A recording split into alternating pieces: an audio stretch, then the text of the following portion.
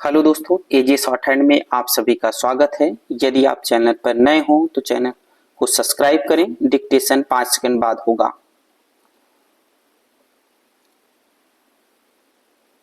Ready start. सभापति महोदय, जिस भावना से मैंने यह बिल पेश किया है उसके महत्व को सरकारी और विरोधी पक्ष दोनों ने एक मत से अनुभव किया है कि देश में बेकारी की समस्या एक भयंकर रूप धारण कर रही है और इसके कारण हमारे देश का विकास, चाहे वह सामाजिक हो, आर्थिक हो या सांस्कृतिक हो, रुका हुआ है।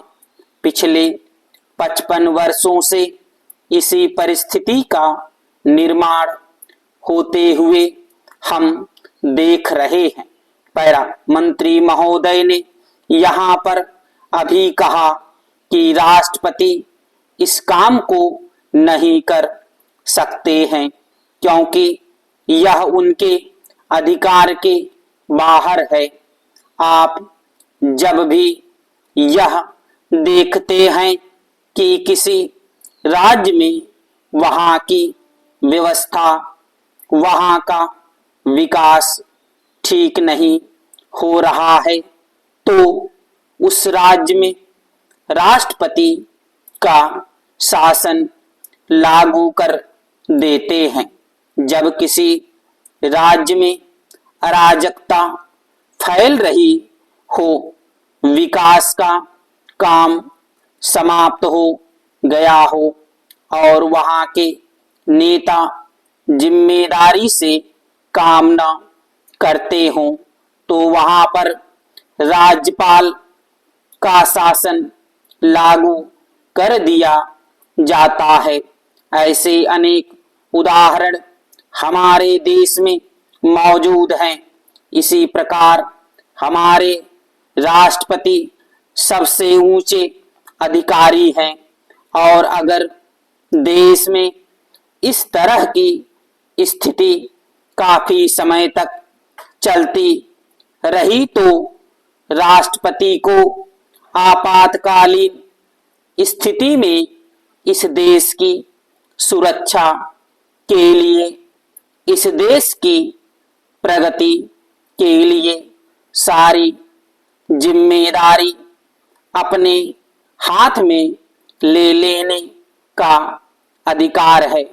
पैरा हमारे भाइयों ने बहुत से उदाहरण दिए कि राज्यों में संयुक्त सरकारें नहीं चली, लेकिन उसके पीछे राजनीतिक मामले थे।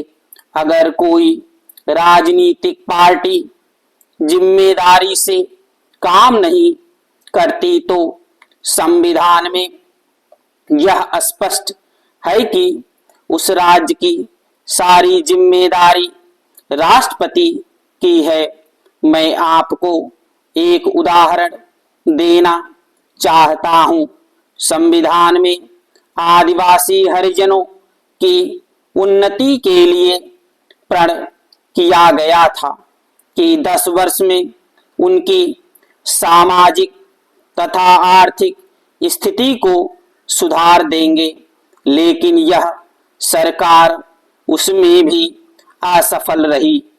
इस समय को 4 बार 10-10 साल के लिए बढ़ाया जा चुका है, लेकिन फिर भी उनकी आर्थिक और सामाजिक उन्नति नहीं हो रही है।